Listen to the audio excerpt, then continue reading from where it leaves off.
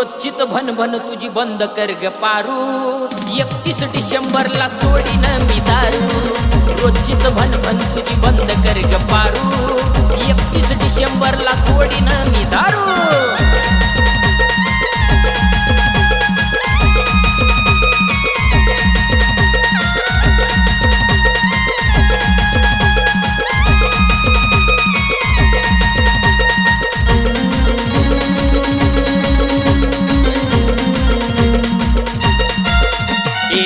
मित्र आलेत घरी नको काही बी बोलू ग चार चौघात माझी इज्जत नको घालू ग